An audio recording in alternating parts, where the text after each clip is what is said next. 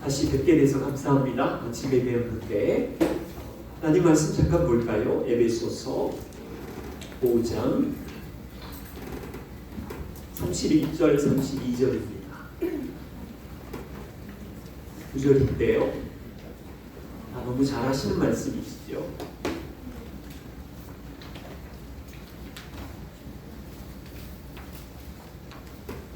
에베소서 5장 31절 32절 제가 봉독하겠습니다. 그러므로 사람이 부모를 떠나 그의 아내와 합하여 그 둘이 한 육체가 될지니 이 비밀이 크도다. 나는 그리스도와 교회에 대하여 말하노라. 아멘. 여러분, 가정과 결혼은 비밀입니다. 그리스도와 교회에 대하여 주신 비밀인데 오늘 함께 나누는 한 시간 정도 왜 그것이 비밀이고 우리가 어떻게 지혜롭게 가정을 건축할 것인지 함께 마음을 나누려고 합니다. 이렇게 한번 시작해 보지요. 아마 수는 모르겠습니다. 한 7, 8년 된 걸로 기억하는데 세상 최고의 가구 빌 게이츠가 본인의 블로그에서 이런 리포트를 하나 보고한 게 있어요. 세상에서 가장 위험한 동물이라는 글을 공개한 겁니다. 이 땅의 동물들 중에 사람의 목숨을 가장 많이 빼앗는 동물이 무엇일까요? 책에서 보셨죠? 얼핏 보기는 그냥 힘이 센 사자 같고 무서운 악어 같은데 사실은 그 리포트에 공개된 바에 의하면 무서운 사자는 1년에 한 100명 정도 사람을 해친대요. 악어는 1년에 한 1000명 정도. 오히려 깜짝 놀랄 일은요, 우리가 사랑하는 개가 1년에 사람을 25,000명 생명을 빼앗아갑니다. 왜 산에 가면 무서운 뱀은 1년에 5만 명 정도의 사람의 생명을 죽이고요. 다소 충격적이지만 2등은 뭐냐면 사람이에요. 사람이 전쟁과 살인과 강도짓과 별짓을 다 해서 1년에 47만 5천 명이 사람에 의해서 사람의 목숨을 잃는대요. 그런데 1위는 되게 놀라워요. 가장 사람을 괴롭히고 목숨을 빼앗아가는 동물이 아니라 곤충인데 모기래. 말라리아와 이 치명적인 질병을 옮기면서 1년에 72만 5천 명의 사람을 죽인대요. 그래서 각 지역마다 이 모기로 인한 사람의 위태로움이 크다는 레포트였습니다. 제가 그걸 보다가 진짜 사람을 죽이는 무서운 괴물이 있는데 뭔 줄 아세요? 바쁨이라는 괴물이에요.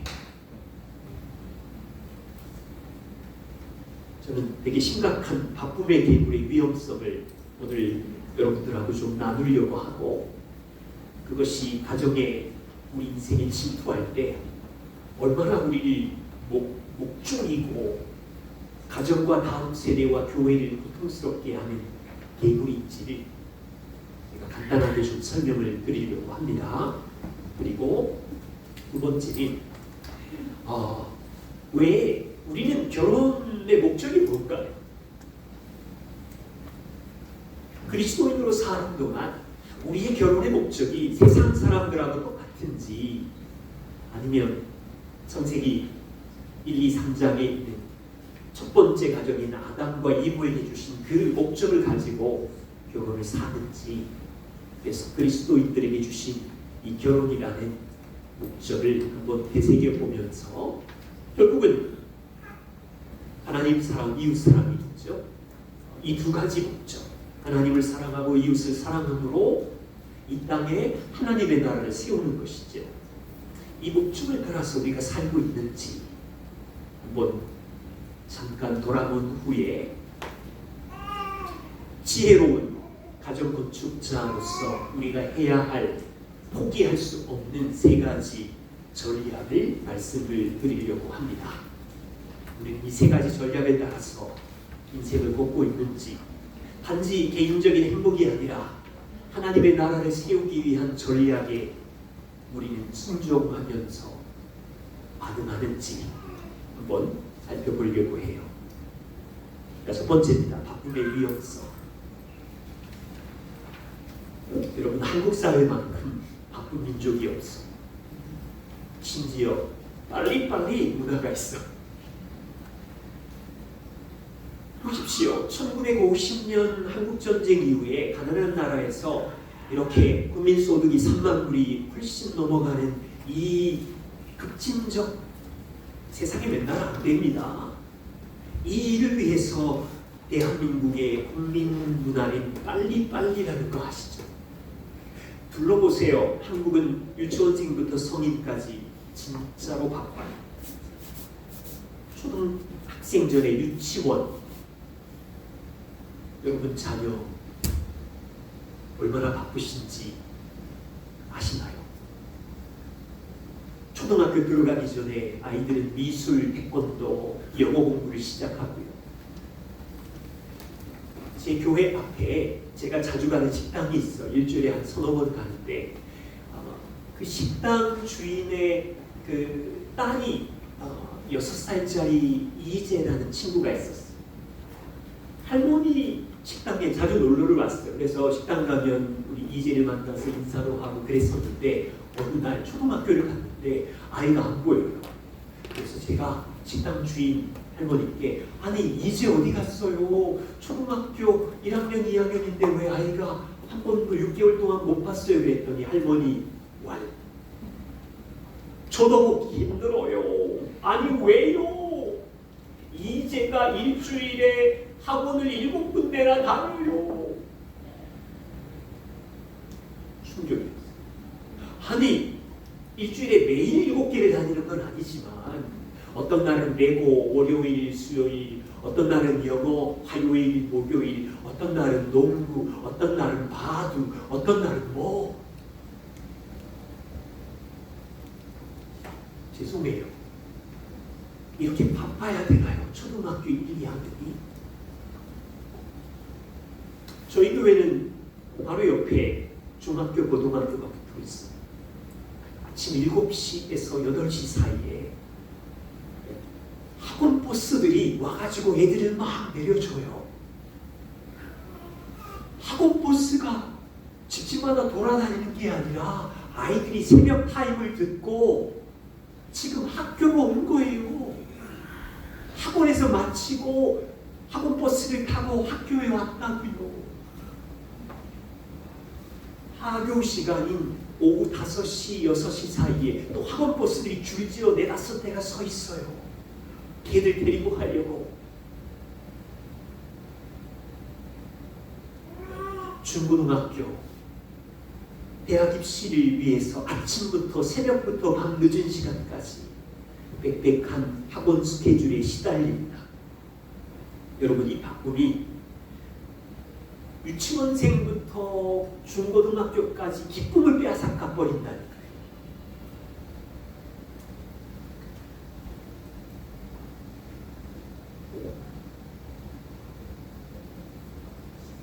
그런데 이 디지털 문화 있죠. 이 핸드폰 문화, 인터넷과 핸드폰이 들어오면서 사실은 유치원생부터 어른에 이르기까지 엄청 바빠졌어요. 언제 들어온 줄 아세요? 제가 찾아보니까 2007년에 아이폰이 세상에 출시됐어요. 불과 지금 20년도 안 돼요.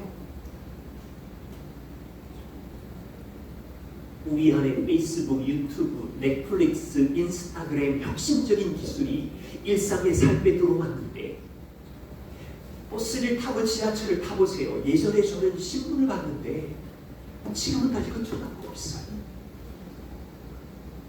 손가락 가지고 터치를 하는데요. 몇 번의 터치로 세상의 모든 뉴스를 다 볼 수 있어요. 내가 좋아하는 온라인 게임을 보고 있고 스포츠 하이라이트를 검색하고 있고 어제 저녁에 놓친 월화 드라마 주말 드라마를 보고 있고 이 스마트폰으로 옷을 구매하고 있고 증권시장에 들어가서 주식을 사고 있고 은행 업무를 보고 있고 사람들은 하루 종일 이 신기한 기계를 붙들고 항상 바빠요. 디지털 혁명 기술로 너무 빨라졌고 편리해진 것도 맞지만 이게 우리의 기쁨을 빼앗아가요. 스트레스는 배가 돼요. 보세요. 잘 생각해보세요. 이 바쁨은 우리의 마음의 부패를 숨겨요. 세상은 소비주의 시대인데요. 제가 중고등학교 대학 때만 해도 제가 구독했던 신문은 조선일보, 중앙일보, 가끔씩 한겨레 신문 이 정도였었거든요. 제가 본 텔레비전은 KBS, MBC, SBS 교육방송 정도였는데 지금은요. 케이블 텔레비를 보십시오. 스포츠만 해도 골프 채널이 몇 개고 야구, 축구, 격투기 거의 100채널, 200채널, 영화, 드라마 아주 소비주의의 끝판왕이에요.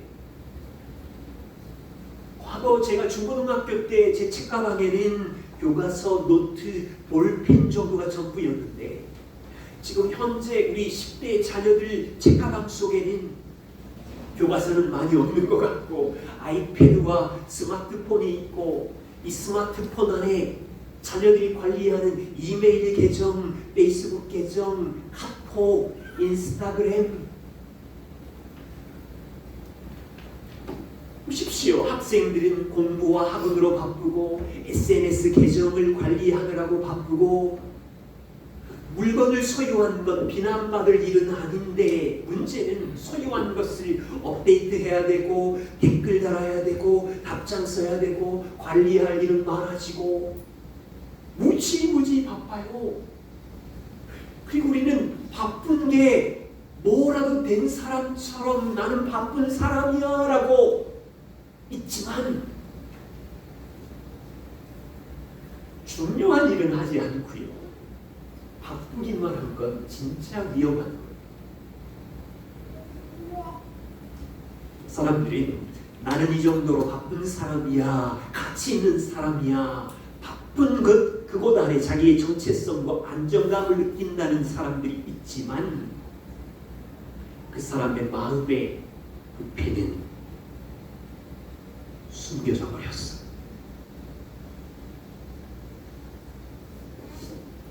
케빈 리역이 미친 듯이 바쁜이라는 책에서 이렇게 이야기해요. 우리의 삶이 극도로 바쁘다는 것은 우리에게 더 큰 문제가 있음을 나타내는 것일 수도 있습니다. 자꾸만 사람을 기쁘게 하려는 마음 때문에 바쁠 수 있고 끊임없는 야망을 추구하다가 바쁠 수 있고 바쁘지 않으면 내 삶이 무의미해질까 봐 생기는 불안감 때문에 바쁠 수 있어요. 그런데 당신의 삶이 바쁘다는 것이 이꼴 당신의 인생이 신실하며 열매 맺는 삶을 사는 그리스도인이라는 뜻은 아니라니까요. 단지 그냥 바쁜 것뿐이에요. 목적 없이. 또한 다른 사람과 마찬가지로 당신의 기쁨, 스스로의 기쁨, 당신의 마음과 영혼이 위험에 처해 있다는 뜻일 수도 있어요. 방향 없이 목적 없이 바꾸면 지나친 일정으로 병들어 있는 우리의 영혼을 치유해 줄 수 있는 성경적 지혜가 필요한 시점이 된 거예요. 저는 너무 정확한 진단이라는 생각이 들어요.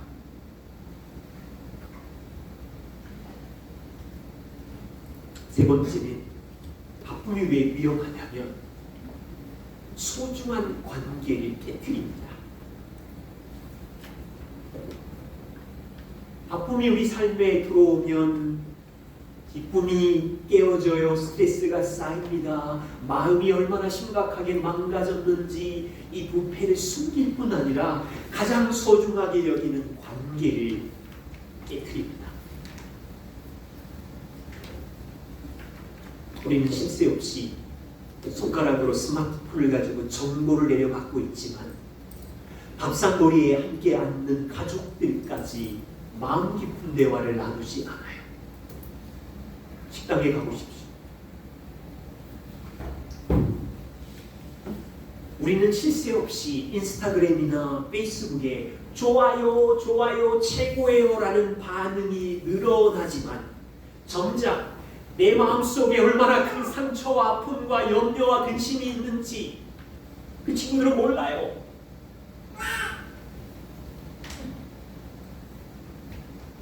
더욱 심각한 이유는 이 바쁨의 덫에 괴물 때문에 갇혔는데 내 영혼이 얼마나 하나님 앞에서 병들었는지 돌아볼 여유가 없어요. 웨인 멀러라는 분이 이렇게 진단했어요. 성공적인 바쁜 삶은 성공적인 바쁜 세상은 그렇게 보죠. 그런데 폭력적인 일이 되어버렸어. 너무 성공을 쫓아서 바쁘다 보니까 자기 몸이 망가졌어. 몸과의 전쟁을 벌여서 몸을 성공이라는 거기에다가 끝까지 한계까지 밀어붙여가지고 쓰러지기 직전까지 갔어. 바쁨으로 성공을 얻었을 수 있고 진급은 했을 수 있지만 자녀와 전쟁이 벌어졌어. 자녀가 상처를 입고 두려움에 떨고 있는데 자녀라고 같이 보낼 시간을 낼 수가 없어. 자신의 영혼과도 전쟁을 벌여요. 영혼이 망가졌는데 돌아볼 시간이 없어요. 엉뚱한 일에 이건요, 세상은 엉뚱하지 않다고 말하지만 사실은 하나님 볼 때는 그냥 썩어지는 일일 수도 있고 엉뚱한 일에 정신이 팔려서 영혼을 살찌고 회복시키려는 작은 음성이 마음 안에 성령께서는 말씀하시고 주일날마다 말씀하는데 기울이지 않아요. 성공적인 바쁨을 쫓아서.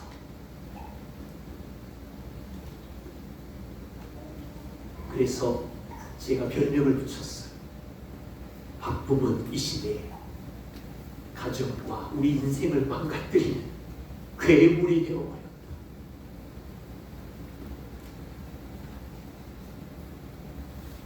왜 이런 표현을 썼을까요? 이 바쁨의 괴물이 한 남자를 사로잡았다고 생각해 보십시오.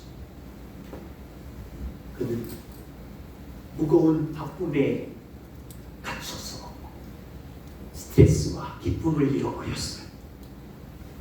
그의 삶은 세상의 소유와 욕심으로 가득 찼는데 염려 덩어리를 끌어안고 분주하게 성공을 쫓아 바쁘지만 마음과 영혼이 무너져가고 있어요.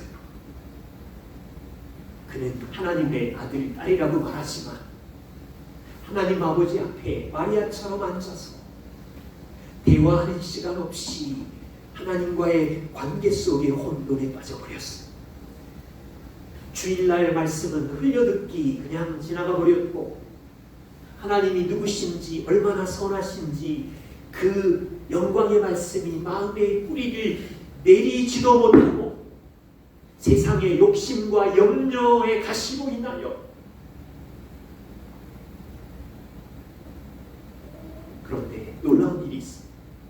한 남자에게 찾아온 바쁨은 그 남자만의 고통이 아니에요. 그 남자가 남편이죠. 아버지지요. 온 가정이 바쁨에 신음을 하는 거예요. 성공적인 바쁨을 위해서 열심히 살았기 때문에 자동차는 업그레이드 되었고 집안 평수는 늘어났지만 바쁜 아버지로 인해 10대의 자녀들은 자기 방에서 납주를 불러 아빠가 대화를 걸어본 적이 없거든.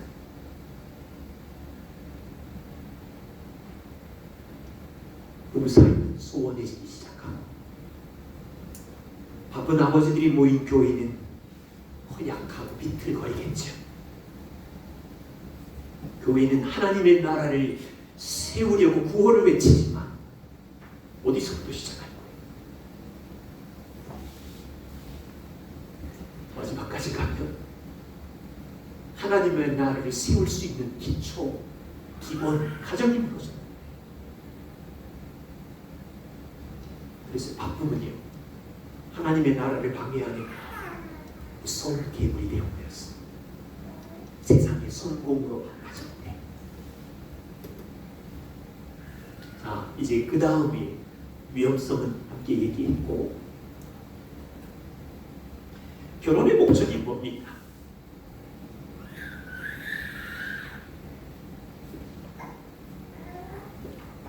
그러면 세상 사람들이 생각하는 가정, 결혼의 존재, 이 목적, 세상 사람들은 무엇을 추구하면서 가정과 결혼을 세워가고 있는? 너무 쉬운 질문이죠. 이 땅에서의 행복, 만족, 경쟁 속에서 살아남아 남들보다 조금 평안한 넓은 집, 좋은 차, 진급, 연봉, 뜰이 있는 집, 화장실이 좀 많은 집. 자, 이게 맞다면 세상 사람들의 분주한 바쁨은 당연한 거죠. 노후에 배당금 받으면서 고생 덜 하면서 살아야 되니까 지금 바쁘게 사는 건 당연하잖아요. 남들보다 조금이라도 몇 걸음 앞서가야 되는데. 그래서 은행에 가보세요. 은행에 가보면 저렇게 프레임카드를 붙여놓고 깜짝 놀랐는데 5년 안에 1억 만들기, 10년 안에 5억 만들기, 프레임카드가 붙어있어요. 월 얼마씩 내면. 세상의 인스타와 유튜브와 페이스북에는 어떻게 하면 외모를 예쁘게 해서, 어떻게 하면 조회수를 올려서, 어떻게 하면 돈을 빨리, 온통 다 그런 주제잖아요.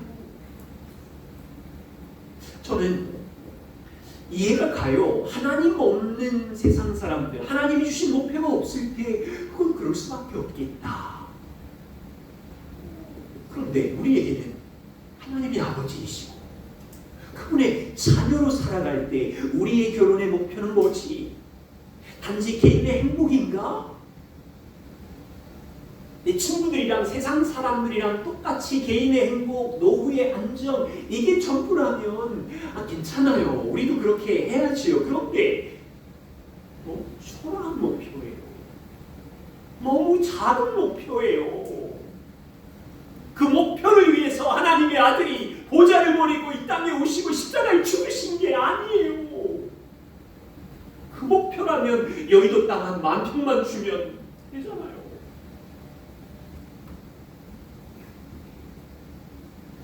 그리스도인인데 하나님의 말씀을 듣는데 가정과 결혼 안에 하나님이 주신 목표를 잃어버렸다면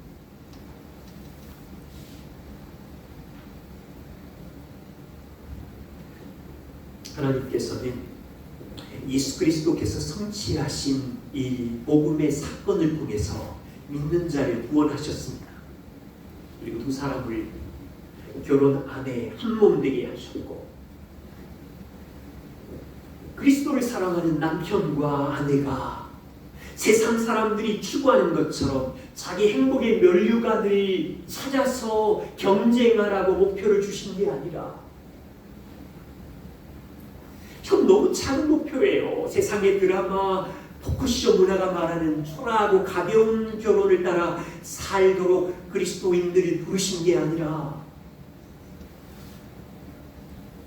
부부는 하나님께서 우리에게 주신 방향, 목표를 따라서 창세기 보십시오. 두 사람이 하나 되는 것이 영광이며 두 사람이 역할을 따라 하나 되어서 뭘 합니까? 하나님이 주신 에덴 동산을 하나님과는 영적 교제의 파트너가 되고 하나님이 맡겨주신 에덴 동산의 땅과 거기 거하는 사람들을 사랑하면서 문화명령 확장하고 번성시키고 하나님의 나라를 세우라고 하셨잖아요.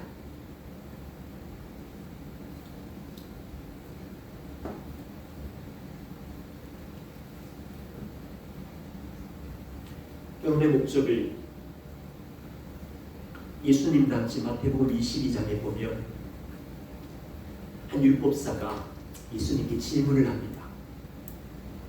이 말씀 잘 아시죠? 선생님, 율법 중에 어느 계명이 크니까? 굉장히 지혜로운 교리적인 구약 성경의 핵심을 묻습니다. 이 말씀 잘 아시죠? 같이 한번 읽어볼까요? 예수께서 시작. 예수께서 이르시되 내 마음을 다하고 목숨을 다하고 뜻을 다하여 주 너의 하나님을 사랑하라 하셨으니 이것이 첫째 되는 계명이요 둘째도 그와 같으니 내 이웃을 내 자신과 같이 사랑하라 하셨으니 이 두 계명이 온 율법과 선지자의 강령이니라. 아멘. 너무 좋아하시는 말씀입니다. 하나님을 사랑하고 온 마음과 힘을 다해. 세상은 하나님을 사랑하지 않죠.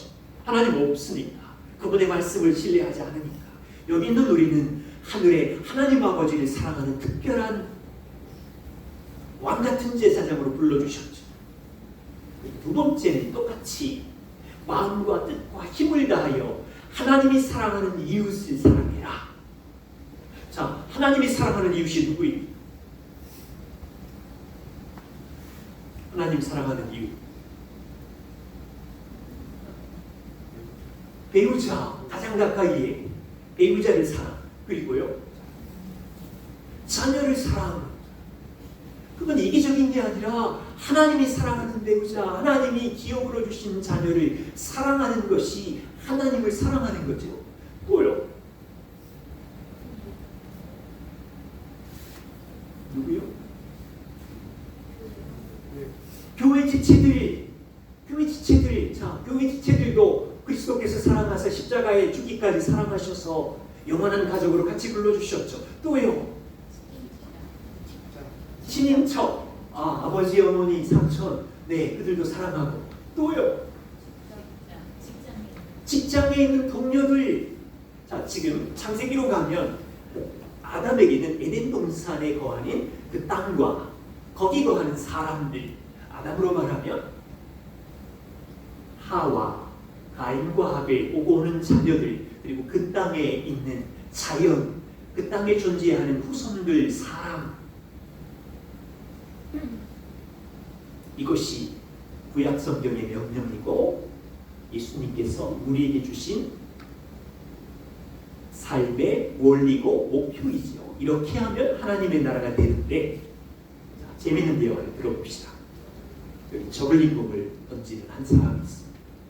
이 사람은 하나님을 사랑하는 사람이고 인생 내내 온 마음과 뜻과 힘을 다하여 이 사람은 하나님을 사랑합니다. 그런데 하나님께서 이 사람에게 살아가는 인생 동안 몇 영역을 주셨어요. 집에서는 하나님께서 사랑하는 이웃, 배우자를 사랑하라 하셨고, 하나님이 주신 기업, 자녀들을 사랑하라고 하셨고, 교회 오면 다른 이웃 성도들, 나랑 다르고 같이 일하고 성향이 다른 그들이 하나님께서 그리스도를 죽이시기까지 사랑하셨기에 그들도 용서하고 용납하고 사랑하고, 그리고 직장에 갔더니 직장의 동료들, 여기도 하나님이 맡기신 동산이지요.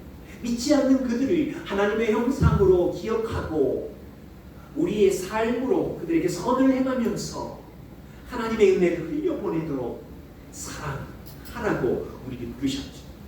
그러면 하나님을 사랑하는 이 사람이 저글링공으로 말하면 남편의 공, 아빠, 엄마의 공, 직장에서는 직장 회사원의 공, 교회에서는 성도 가족의 공, 이걸 부지런히 돌려요. 열심히 돌리고 계시나요? 너무 바쁘죠?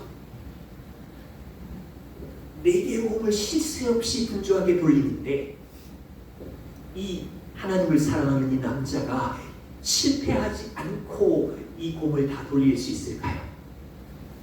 아니면 직장의 공만 열심히 분주하게 돌리고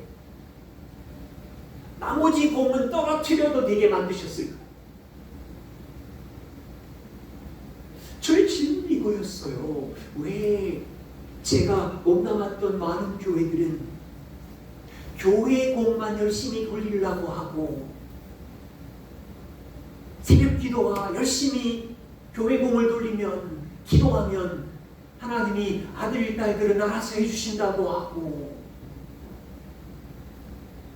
교회 공 잘 못 돌리면 직장 공만 열심히 돌려서 공급자가 되면 나머지 공은 아내가 돌려주겠지라고 하고 이런 질문이 생겼어요. 아니면 하나님이 우리를 골탕 먹이려고 할 수도 없는 일을 하라고 하시는 건가?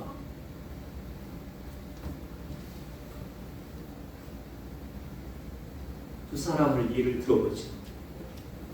왼쪽에 있는 이 사람은 루소입니다. 1700년대에 살았는데 사회학자이고 사상가이고 철학자입니다.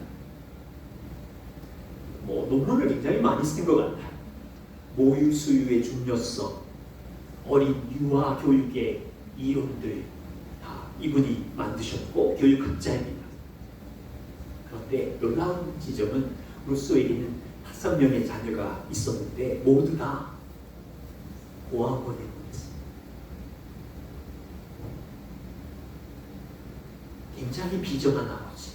제가 좀 찾아봤는데 양육할 돈이 없어서 고아원에 보냈는지 공부에 방해가 되어서 보냈는지를 알 수는 없지만 5명의 자녀를 고아원에 보낸 비정한 아버지. 오른쪽에 있는 여기는 윈스턴 처칠. 영국 수상을 2번이나 지내셨고요. 노벨 문학상을 수상했고 제2차 세계대전을 영국이 승리로 갈 수 있도록 훌륭한 업적을 남긴 정치가이고 문학가이죠. 그런데 처칠에게도 5명의 자녀가 있었어요. 1남 4녀. 기록을 찾아보니 가족사는 너무 마음이 아파요. 처칠의 아내 클레멘타인 여사와는 사이가 너무 안 좋았어요. 처칠의 첫 번째 장남 랜돌프는 낭비가 심했고요. 폭음과 폭식을 일삼았고요. 결혼을 했는데 이혼하고 알코올 중독으로 인생을 마쳤어요. 딸 다이애나는 스스로 목숨을 끊었어요. 딸 사라는 결혼을 했지만 이혼하고 알코올 중독으로 살다가 또한 생명을 잃었어요. 여러분 닮고 싶으세요? 성공적인 인생을 살았어요. 어떤 면에 교육적 영역에서 이름을 날렸고 세계 역사에 위대한 일을 한 건 맞지만 그들이 소중하게 여겼던 가족과의 관계는 깨어졌어요.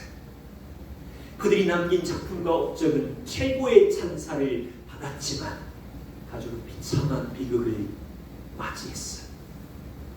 저글링 공을 던지는 이 남자의 비유로 하면 그들은 직장의 공은 성공적으로 돌렸지만 슬프게도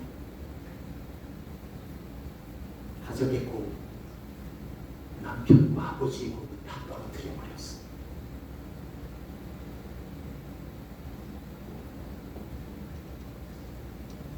이런 고민을 해요. 하나님께서는 우리에게 불가능한 임무를 맡기면서 골탕 먹이시는 잔인한 분이신가? 할 수 없는 일을 맡겼나? 하나님은 우리를 사랑하시는데 당신의 사랑하는 이웃을 맡겨놓고 할 수 없는 일을 맡겼나? 진짜 안 되는데 시간을 가지고 제가 30대를 보내었어요. 정리해 봅시다. 세상 사람도 저글링공을 돌리고 있고요. 그리스도인들도 이 저글링공을 돌리고 있어요. 근데 확실히 다릅니다. 세상 사람들은 하나님을 믿지도 않고 그들의 인생에 하나님이 주인도 아니죠. 그러다 보니 그들이 가지고 있는 인생과 가정과 결혼의 방향과 목표는 성공, 자기 행복, 그것을 위하여 이 저글링공을 얼마나 열심히 돌리고 있습니까? 직장의 공을 돌려서 높은 연봉과 진급을 얻어서 좀 나은 삶을 위하여 바꿉니다. 가정의 공을 돌려서 자녀들을 좋은 대학과 그럴듯한 직장에 보낼 때까지 모든 희생을 감수합니다. 그래서 얻게 된 멸류관은 좀 큰 자동차와 집과 몇 가지 훈장이겠죠. 그리스도인들은 어때요? 우리도 이 저글링공을 돌리고 있지요. 그런데 세상과 다르지요. 하나님이 우리를 사랑하시고 하나님께서 우리에게 주신 허락하신 영역에서 우리는 분주히 하나님 주신 목표를 위해서 달려가지요. 하나님께서 아들을 통하여 우리 죄를 사하셨어요. 그리스도의 완벽한 의를 선물로 주셨어요. 이제 우리 안에 새로운 생명, 성령이 동행하세요. 그리고 우리가 거하는 곳, 가정, 남편으로, 아내로, 아버지로, 엄마로 이 공을 돌리도록, 그리고 직장에서는 복음을 품은 하나님의 사람으로 거기에서 섬기도록 부르셨어요. 우리 인생은 우리 마음대로 사는 것이 아니라 이 모든 영역에서 온 마음과 뜻과 힘을 다하여 하나님을 사랑하고 내게 주신 영역에 균형 있게 지혜롭게 살아가는 거죠.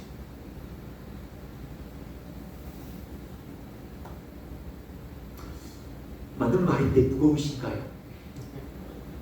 어디부터 하지? 체조부터 할까요?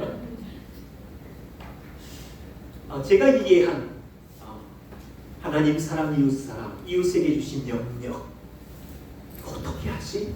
하나님은 이 행복을 위하여 사랑하는 원리를 성경에 가르쳐 주셨는데 왜 우리는 앞세대에서 못 배웠을까? 왜 역사 속에 교회는 이걸 가르치지 않았을까?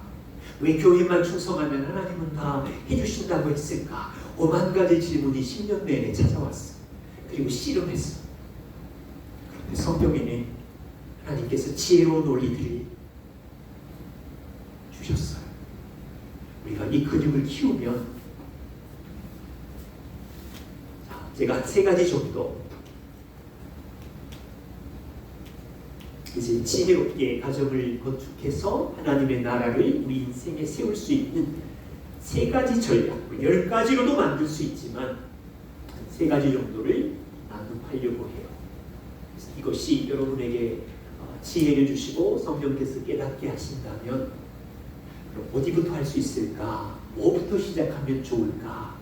이 생각을 본인이 하시고 배우자와 같이 대화하시고 잘 안 되실 거예요. 그러면 또 모여서 의논하고 같이 기도하고 그렇게 해서 하나씩 해나가시면 좋겠습니다. 스티브 파라라고 하는 분이 포스트맨이라는 책에서 이런 고백을 했어요. 사탄이 가정을 공격하면 하나님의 나라가 세워지지 않는다는 것을 알고 이 무서운 영적 세력이 3가지 전략을 가지고 이 땅에 공격하고 있다. 첫 번째 전략은 남편과 아내의 관계를 멀어지게 해라. 두 번째 전략은 아버지가 자녀와의 관계를 멀어지게 해라. 세 번째는 하나님의 자녀로 자기를 영적으로 훈련하는 이 훈련을 못하도록 바쁘게 살게 해라. 제가 이걸 보고 어디 한 대를 만든 것 같았어요. 사탄의 전략은요, 전쟁을 일으켜서 사람들을 죽여라, 코로나 바이러스 전염병을 일으켜서 혼란하게 해라, 학교 교육을 무너뜨려라, 그런 말이 아니었어요. 굉장히 지능적이고 은밀한 전략이었어요. 우리 주변을 보십시오. 우리 삶을 보세요. 남편과 아내의 거리가 멀어지고 아버지와 자녀들의 거리가 멀어지고 교회에 출석을 하지만 어떻게 하나님의 사람으로 거룩하게 성화되는지 영적 훈련이 멀어지고요. 하나씩 봅시다. 그럼 우리는 반대로 하면 돼요. 전략을 세우고 남편과 아내가 어떻게 더 가까워질 수 있을까? 가까워져야, 사랑해야, 한 몸이 되어야, 두 사람이 너무 다르지만 한 몸이 되어야 다음 세대가 보고 하나님의 영광을 볼 거고. 여러분, 부부 사이 하나가 되고 사랑이 되는 게 얼마나 힘듭니까? 우리만 힘든 게 아니라 세상 사람도 힘들어요. 그런데 저 집을 봐. 소금이 넘쳐. 이유가 뭐야? 세상이 보고 놀란다니까요. 분명히 에베소서에 오늘 함께 봉독한 말씀에 남편과 아내가 함께 한 몸이 되는 것은 그리스도와 교회의 비밀, 그리스도와 교회의 비밀이 무엇입니까? 그리스도가 망가져 있는 우리들, 교회인 우리들, 원수인 우리들, 엉망인 우리를 변함없이 영원히 사랑하사 보좌를 버렸고 이 땅에 오셨고 십자가에 죽기까지 사랑하사 깨어지지 않는 언약을 맺어주셨잖아요. 남편과 아내가 이 깨어지지 않는 언약을 지키는 거예요. 그게 결혼이라고요.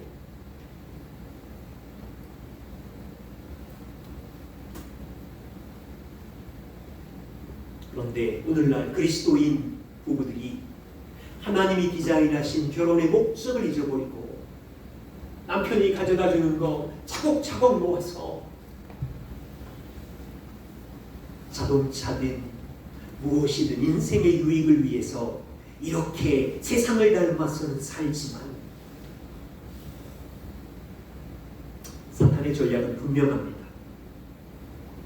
부부가 하나 되지 못하도록 형편없는 모습으로 서로 실망하게 하고 미워하게 하고 불평하게 하고, 그래야 세상에 그리스도와 교회의 사랑이 자녀들에게도 보여지지 않고 다른 사람에게도 보여지지 않으니까. 자, 그러면 남편과 아내가 더욱 가까워지고 다음 세대와 세상이 놀라게 하는 전략을 알고 계세요? 간단하게 두 가지 팁을 드리면, 첫 번째는 여러분 그 복음이 빛나는 부부의 2장 3장을 보시면 남편의 역할, 아내의 역할이 나와요. 하나님께서 주신 남편에게 4가지 단어. 남편은 인도하고 공급하고 보호하고 사랑하는 역할을 하는 거고요. 아내의 역할은 순종하고 격려하고 사랑하는 역할을 하는 거고요.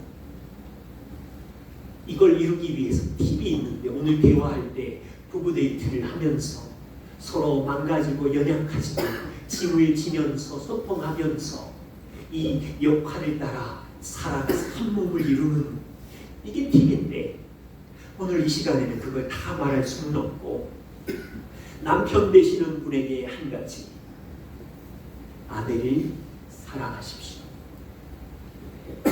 아내 되시는 분에게는 한 가지, 남편을 격려하십시오. 이게 전략이에요.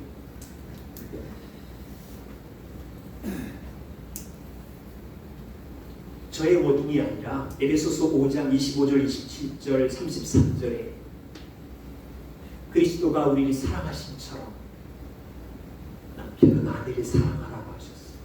기준이 놀랍지 않아요? 도덕적으로 사랑하라는 것도 아니고 그리스도가 우리를 사랑하심처럼 아내에게는 남편을 존경해라. 존경할 수가 없는데요. 왜 존경하는 거예요? 성경적 원리를 이해하고 보십시다. 남편에게 먼저 말씀을 드립니다. 아내를 사랑하십시오. 보시면 남자는요, 모든 여자를 사랑하는 명령이 아니시고 오직 한 여자, 내 옆에 있는 배우자 아내를 하라이지요. 저에게는 길미나를 사랑하라. 아내에게는 모든 남자에게 순종하고 존경하라가 아니지요. 오직 한 남자, 남편에게 순종하고 존경하고 사랑하고, 그래야 두 사람이 가깝게 되어서 한 몸을 이루고, 오늘날 그리스도인들의 많은 부부들이 이 두 가지를 가볍게 여기고 무시합니다. 살펴보십시오. 많은 그리스도인 남자들이 아내와 자녀를 위하여 몸이 부서질 정도로 일하고 땀을 흘려 수고합니다. 별점 5점. 너무 잘하시는 거죠. 공급자의 역할. 요즘 저희 교회에 한 20대 30대 부부들이 들어와요. 이분들은 아예 DNA 자체가 가족 중심이에요. 진짜 30 초반인 이 남편은 집에서요, 저는 아직 이해가 안 가지만 새끼를 밥을 다 해서 아내에게 하고요, 뼈치를 선물하고요, 주기적으로 가족여행을 가고요, 거의 자녀와 아내 중심으로 30대들은 살더라고요. 깜짝 놀랐어요. 별점 5점. 그런데 남자들에게 아내의 까칠한 말과 행동을 보면 아내를 있는 모습 그대로 용납하고 사랑하라는 말씀에는 고개를 흔들어요.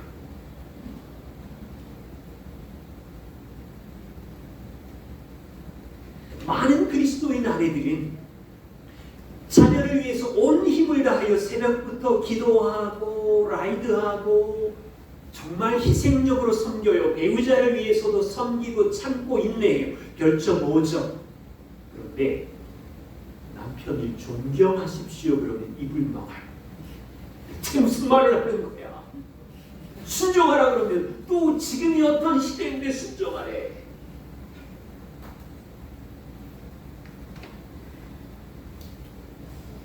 제가 지금 무슨 말을 하고 있는지 아시죠? 사탄의 전략을 깨부수려면 남편과 아내가 가까워지는 일인데, 아까 4가지, 3가지는 너무 복잡하잖아요. 그럼 제가 한 가지씩만 말씀드렸어요. 남편에게는 사랑, 아내에게는 존경 먼저 하는 거예요. 그런데 현실을 보십시오. 이게 얼마나 어려운지. 아내 여러분, 남편의 말과 행동을 보면 존경할 구석이 있어요, 없어요? 무슨 존경은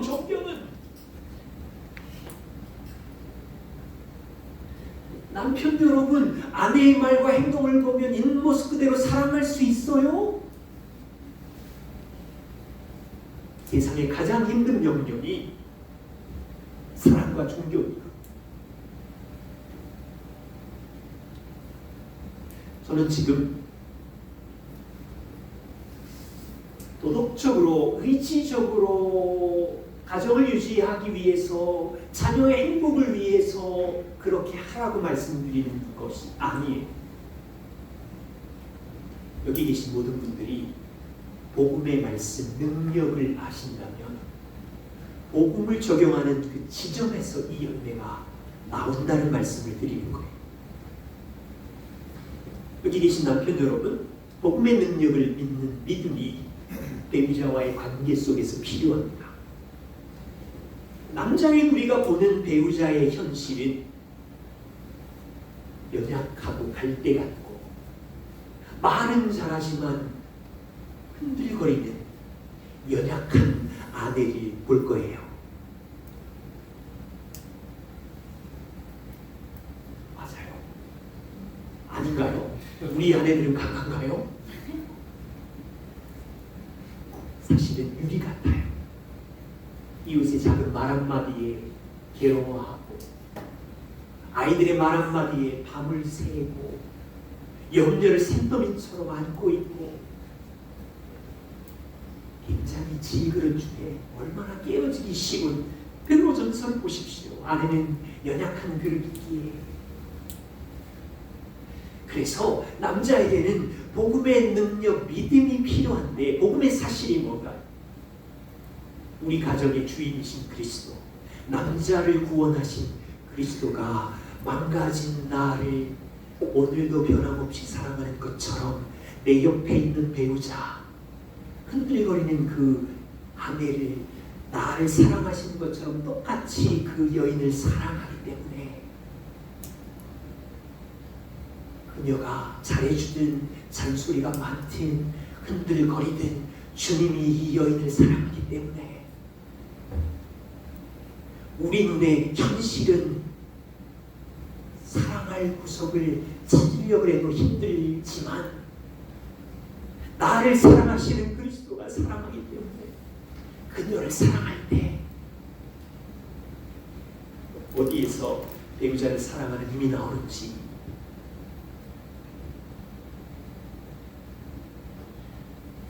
남편이 누리는 주님이 나를 사랑하신처럼 그녀를 주께서 사랑한다는 이 복음을 믿어야 우리 안에 사랑의 에너지가 나와서 한 번, 두 번 할 수 있어요.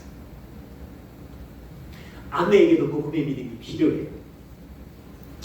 여러분들이 보실 때 우리의 남편은 미련한 행동과 게으름의 습관과 도저히 아내의 눈에는 아내를 존경할 만한 무엇도 찾을 수 없어요. 성격도 개팍하고 가르쳐줘도 위태롭고 뭘 맡겼다가는 우리 집안이 좀 이상해질 것 같고 가슴이 두근두근 거려요. 그런데 어떻게 존경이 나오겠어요? 그런데 복음의 사실이 뭔가요? 이 남자를 그리스도께서 이 가정의 주인이신데 내 옆에 있는 이 남자를 이 가정의 머리로 세우셔서 인도자로 세우셔서 함께 있게 했잖아요. 그분이 이 남자를 머리로 인도자로 세우셨기 때문에 이 남자는 본성적으로 존경이라는 공기가 필요해요. 그리스도가 이 남자를 그 위치에 세웠다는 믿음이 아내에게 필요한 거죠.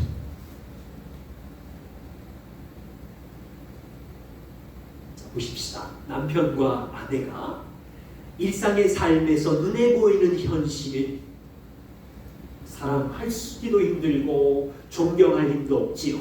그러면 세상 사람은 도덕적인 힘, 윤리적인 힘, 무언가를 얻어내려고 그런 도구를 쓰겠지만 우리는 그리스도의 사랑을 알고 그리스도께서 세우신 위치를 알고 그 안에서 순종함으로 하나가 될 때 그리고 진실로 사랑과 존경의 열매가 있으면 대체 이 가정은 뭐야? 자녀들이 놀라고 세상이 놀라는 거죠. 그리고 세상이 그리스도와 교회의 비밀을 보는 거죠. 깨어지지 않는 사랑을 보는 거죠. 이것부터 하면 어떨까요? 사랑하고 존경하기. 두 번째입니다. 아버지와 자녀의 관계가 가까워지는 겁니다. 여기 있는 인형꾼은 돈 루이스라는 분이 미국 의회에서 공유한 아마 문서인지 조사인지 모르겠는데 그거의 한 대목입니다. 미국 연방정부는 수십 년간 사회 정책을 만들었는데 그 정책의 방향이 흑인 공동체에게 남편과 아버지를 말살시킨 정책을 폈대요. 그 결과로 흑인 가정 안에 있는 자녀들, 소년들이 마약을 배웠고 도둑질로 일확천금을 얻는 이런 수단을 인생에 장착해버린 거예요.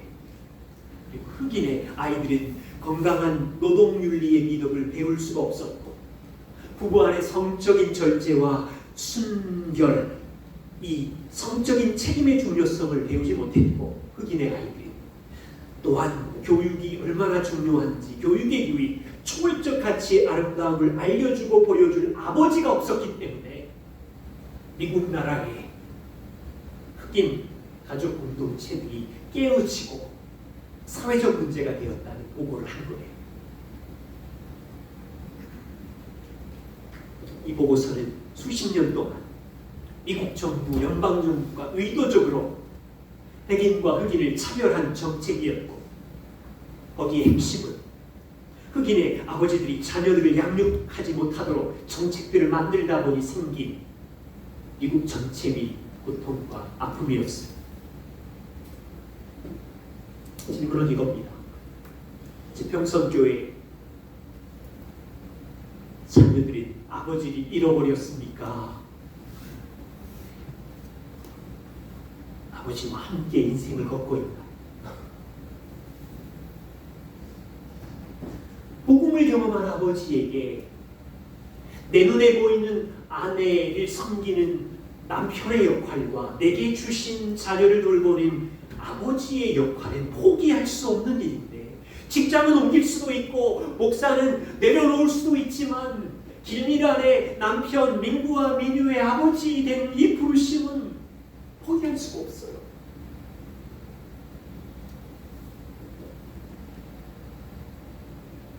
저는 한국 사회를 지나가면서 정말 10년 동안 고민이 너무 많았어요. 왜 이렇게 됐지? 어디서부터 시작된 걸까?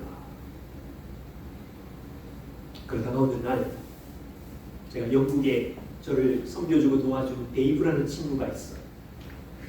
여러분 그 유튜브 같은 거 보시면 영국 사회는 거의 800년 동안 청교도의 나라였어요. 정말 믿음과 신앙과 순수한 교리적 사랑 등등이 너무 탁월한 영국 800년 동안 그랬는데, 지금 보시면 영국 사회가 한두 세대 만에 그냥 무너져 버렸어요. 이게 고민이었어요. 그래서 데이브를 만나서 영국 출신인데, 야, 어떻게 너희 나라가 급속한 세속화가 되었냐? 교회가 문을 닫고 막 교회가 술집이 되고 그냥 댄스 파티가 되고 왜 그렇게 됐냐? 왜 다음 세대들이 교회를 떠나버렸냐? 그러자 이분이 잠깐 고민하더니 정확하게 이 워딩으로 저에게 이야기해 줬어요. 두 가지 이유래요. 하나는 세계 1, 2차 대전이 있으면서 도시가 붕괴되었는데, 그 도시를 다시 건설하느라고 아버지들이 바쁘고 분주하고, 그래서 도시는 일어났는데 잘 살게는 되었는데 물질주의와 풍요주의가 그 다음 세대에 밀려 들어왔고, 산업화와 도시화, 전쟁에서 일어나는 통에 아버지들이 바쁘고 분주하니까 다음 세대의 자녀들을 돌보고 양육하고 제자 삼을 수 있는 것들이 끊어져 버리자 사사시대처럼 지금 그렇게 된대요. 제가 이 얘기를 듣는데 갑자기 막 눈물이 나. 한국인데 우리가 그랬는데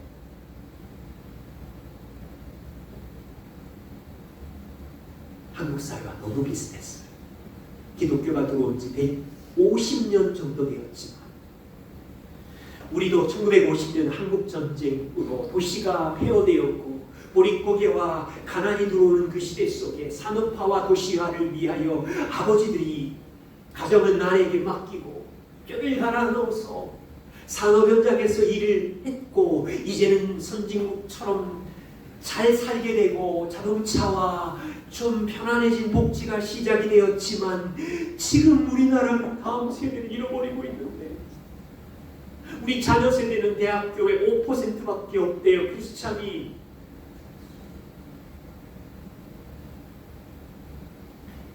어디서부터 시작해야 될까요? 바쁨에 그냥 우리 몸을 던지고 내버려 두면 지금 기회 있을 때 지혜로운 가정 건축을 위해서 자녀의 마음을 얻는 원리가 뭐지? 방법이 뭐지? 복음의 견고한 자녀 양육에는 자녀의 마음을 얻는 그리스도께로 인도하는 4가지 방법이 나옵니다. 그런 일들 중에 하나를 꺼내서 여기 가정 예배를 시작하는 것처럼 쉽지 않습니다. 저도 아버지고 여러분도 아버지신데 분주해요. 아버지의 몸을 어떻게 돌릴지 남편에게 다 맡기지 말고 잃어버린 아버지의 자리에 비집고 들어가서 다음 세대와 마음을 열고 어린아이 같은 대화를 시작하면서 시간을 보내는 일, 하나님의 나라를 세우는 일입니다. 마지막 세 번째, 이 일은 여러분이 잘 훈련되셨을 텐데, 사탄의 전략은 우리들을 분주하게 해서 하나님의 말씀을 멀어지게 하는 겁니다. 세상 사람도 지혜롭게 인생과 가정을 건축하고 있고, 우리도 하나님의 말씀의 기초에서 가정과 인생을 건축하고 있는 중인데, 이 말씀 위에 건축을 해야 되잖아요. 모세는 이렇게 말합니다. 오늘 내가 너희에게 증언한 모든 말을, 신명기 32장이니까 조금 후면, 모압 평지에 있잖아요. 조금 후면 가나안 땅으로 들어가겠죠. 모세가 유언 같은 말씀을 전합니다. 너희에게 증언한 모든 말을, 너희는 복음을 경험한, 광야와 애굽에서 살아계신 하나님을 경험한 너희 세대의 마음에 모든 증언한 말을 심고, 너희의 자녀에게 그 마음에 있는 말을 명령해서 자녀들도 율법의 모든 말씀을 지켜 행하게 해라. 이것은 헛된 일이 아니라 너희의 생명인데, 너희가 이제 건너가서 요단을 건너가 차지할 그 땅에서 너희의 날이 길고 형통하고 장수하기 위해서는 이 생명의 말씀을 너희 마음에 지킨 것을 다음 세대에게 흘려보내는 이 일이다. 인생을 건축할 때 하나님께서 우리에게 주시는 말씀을 모세가 증명한 것처럼 병선교회에서 말씀이 외치는 것을 흘려가는 말씀으로 듣지 않고, 아버지들이, 부모님이 마음에 새기고 다음 세대의 자녀들에게 흘려보낼 수 있다면, 그 땅이 가나안 땅이든 그 땅이 물집주이든 장구한 역사를 약속해 주신대요. 자, 정리하죠. 사탄이 우리를 공격하는 전략은 특별한 프로그램이나 대대적인 행사가 아니었어요. 그리고 세상과 사탄을 깜짝 놀라게 하는 전략도 아주 단순한 세 가지를 말씀드렸어요.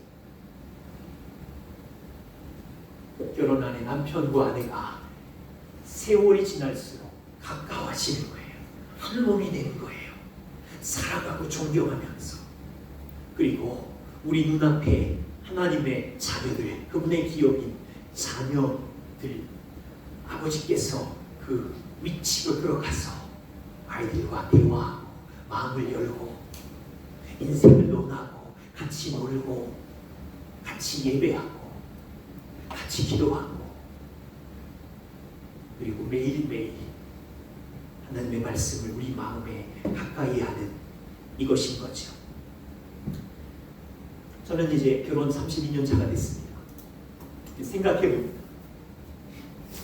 처음 시작할 때 제가 복음에 빛나는 부부 책을 결론을 쓰면서 갑자기 처음 결혼을 기대했던 그때 제 입에 흥얼거렸던 노래가 있어요. 유행가인데 불러도 될까요?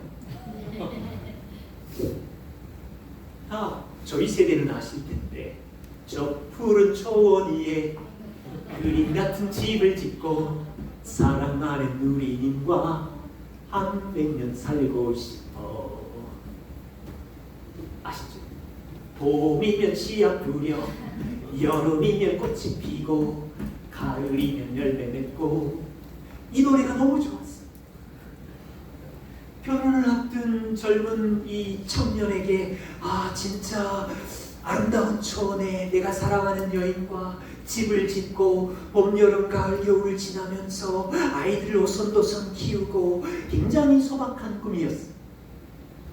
그런데 결혼 생활을 할수록 아름다운 초원은커녕 곤란하고 답답하고 어디로 가야 될지는 모르겠고, 더러운 쓰레기는 쌓이고 나무는 두그루가 있는데 어떻게 키워야 될지 모르겠고,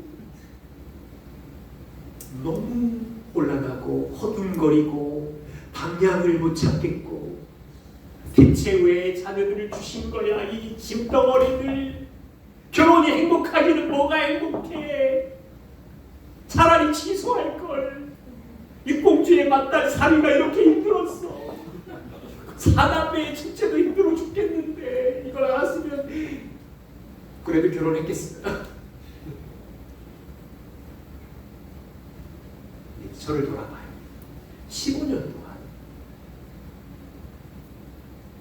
가정이 얼마나 아름다운 하나님의 나라가 돼야 되는지, 남편의 역할, 아내의 역할, 가정 안에 하나님의 나라를 어떻게 세우며, 이걸 15년 동안 모르고 있었어요. 제가 왜 둘러앉지 아세요? 셋째를 오면 교회와 주의 나라를 위해서 내 인생을 갈아넣어야 되는데 셋째를 키울 용기까지는 없어가지고 제 스스로 수술받고, 그게 얼마나 후회스러운지 모르시죠? 온통 제 30대 안에 그림은 예수님 제자가 맞는데 교회를 위하여 뼈를 갈아넣는, 그러니까 하나님은 사랑하고 예수님의 제자로 사는데 교회를 섬기는 공만 정신이 나가 있었고, 가정 안에 있는 이 두 아들의 아버지, 이 여인의 남편, 이 저글링 공은 그냥 없어져도 괜찮고 이걸 갈아 넣어서 왜 이렇게 됐지?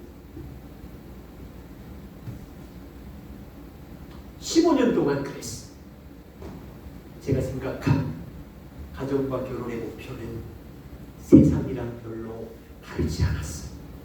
나의 행복, 저 푸른 초원 위에 작은 집 정도. 그런데 고민하고 성경을 들여다보고 같이 씨름하면서 저 푸른 초원 위에 작은 집 정도를 하나님이 우리에게 약속한 것이 아니라 너의 가정과 다음 세대로부터 열방을 축복하는 하나님의 나라의 집을 지으시려는 꿈을 가지고 내 가정과 결혼 안에 주님이 주인으로 찾아오고 계신 거였구나. 너무 놀랐어. 그럼 어디서부터 출발하지? 뭐 물어야 되지? 그리고 17년이 지났어. 여러분, 제가 15년 동안은 얼마나 안 지냈겠어. 그렇게 살았으면 우짤 뻔했어. 지난 17년 동안 이 고민 아래 허우적거리고 힘들었고 고통스러웠지만 하나님께서 우리 가정에 주신 열매, 우리 교회에 주신 열매, 이제는 저를 만나는 친구들과 이웃들에게 나누어 줄 수 있는 열매,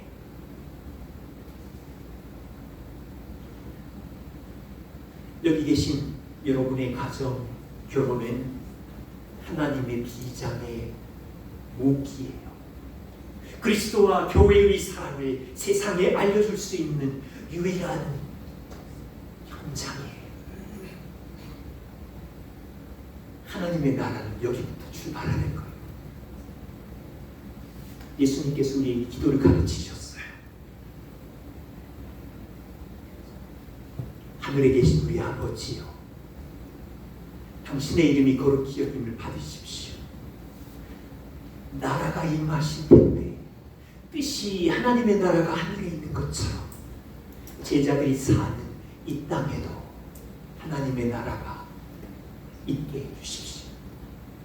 가정과 직장과 결혼 안에 있는 우리의 죄의 쓰레기, 가시, 엉겅퀴들을 제거하면서 주께서 다스리시는 나라가 되게 해주십시오. 여러분, 이 기도를 품고 지평선 교회에서 함께 씨름하고 울고 돌보고 이 기도를 계속 해간다면 시간이 문제예요. 5년, 10년 지나 여러분의 가정은 주의 나라를 확장하는 놀라운 은혜의 통로가 될 거예요. 여러분 가정 안에 그리스도와 교회의 깨어지지 않는 언약의 사랑이 부부에게 나타나면 다음 세대에게도 전해지고, 여러분 부모님에게도 친척들에게도 보여지고, 직장 동료들에게도 보여지고, 여러분들은 질문을 받을 거예요. 너는 어떻게 그렇게 살아? 그렇게 살다가 교회 와서 이제 막 밀려오는 20대, 30대 다 이 고민을 가지고 살 텐데 여러분의 5년, 10년 동안 일구어온 그 아름다운 빛을 교회 들어오는 젊은 세대들에게 나도 그랬어. 허우적거렸어.